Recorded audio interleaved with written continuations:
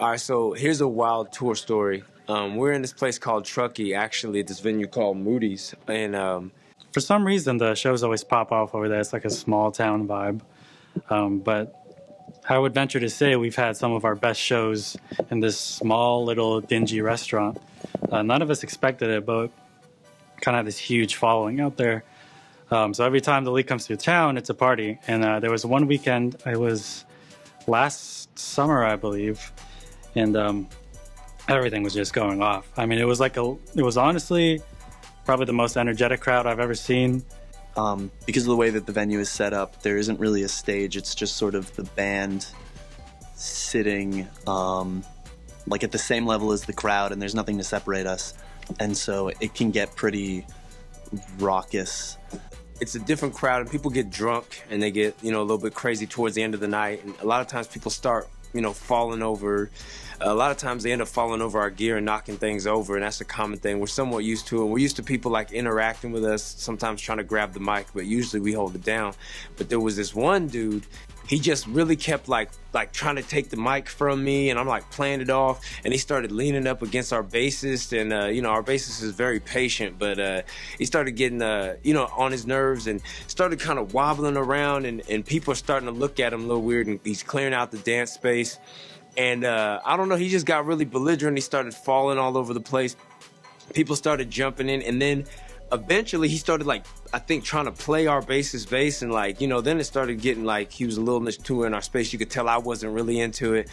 And then he just fell over, and then somebody escorted him out. So it's man, all right, we got him out of here. And he just kept on overstepping boundaries. And I remember Nick, actually, our bass player, just got off the bass and forcibly just took him to the back and was like, yeah, you can't be by the front anymore, you're just causing too much trouble. And Nick said the guy was like, yeah, I understand, man. But then a minute later, he was already back. I was with him at first, man, because if I see somebody really going for it to our music, that makes me happy. That's like the mission, But he was just something, man. He was kind of musty looking, short dude. I think he was wearing cargo pants.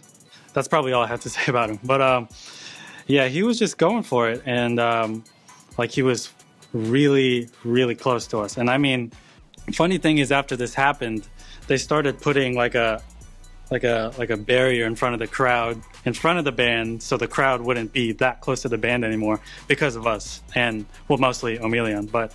Somehow this dude ends up, he's front row, he's yelling, he's screaming, all this stuff like that, and then I don't know, again he started knocking over stuff. He falls over, he knocks over the keyboards, and at one point he just tripped and fell right into Jason's keyboards and knocked the whole thing over, and people started booing him. Everybody was against him.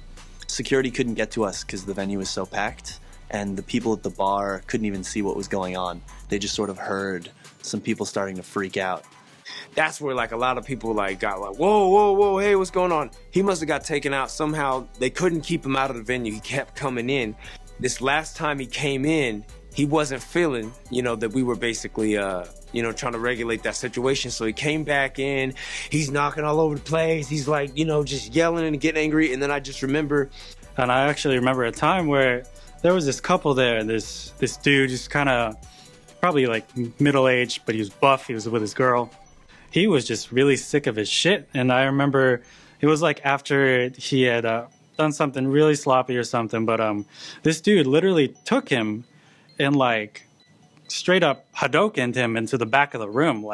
He took him and just threw him into the crowd, because he was in the front, and everyone was like, whoa. And I was like, whoa, this is awesome. I'm a little scared, but I'm more excited to see how this is gonna play out.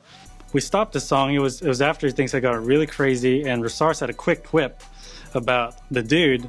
For some reason, he hadn't heard anything we said that night, but he heard that one comment, that one specific thing Rasars said about him, and the dude lost it. He just lost all his shit. He ran up to the stage, barreling through everybody. There's probably 150 people in a small, tight space. At some point, I guess he knocked over a bunch of stuff, and they were about to take him out, and then he just starts threatening me, and he's at one point he's like, I'm going to kill you. behind me, there's this guy that's like hanging over our drummer, like yelling in his ear and everything. And I have control of the sound. It's like, dude, turn the mic off, turn the mic off. So I turn the mic off. Somehow we get him away. He's kicked out. Staff has no idea that this is happening. I don't know exactly how they got him out there, but it looked like there was going to be this crazy fight, and they just got him out of there. And eventually he got out, and then we were like debating, like, do we keep playing the show? Because, I mean, this guy could have something on him. Somehow we ended up doing a song. We have this song called I Am Love, I Am Peace. And it was like the craziest way to come back from that, because everybody saw that this guy was trying to fight with us. I don't think anybody heard exactly what he said, but we did I Am Love, I Am Peace, I Am Joy. Cleared out. It was a crazy night, and then we started to figure it out. And then I remember later we were on the second floor balcony. We were looking outside, and I believe we saw him outside just puking. Like, he was gone. And for all we know, he may have never existed, you know. We just came up with this theory that, like, who is it? Because they say that this hotel that we played at is haunted. So we just kind of figured, what's this dude's name? So we gave this dude, we named him Omelion. And we basically decided that he's this evil spirit that travels people throughout the world, especially artists. And he just happened to be inhabiting and basically possessing this young man. Became the myth of Omelion, and it lives on to this day. I do believe Moody's is haunted. But I believe it's a friendly ghost that just wants to party and have fun.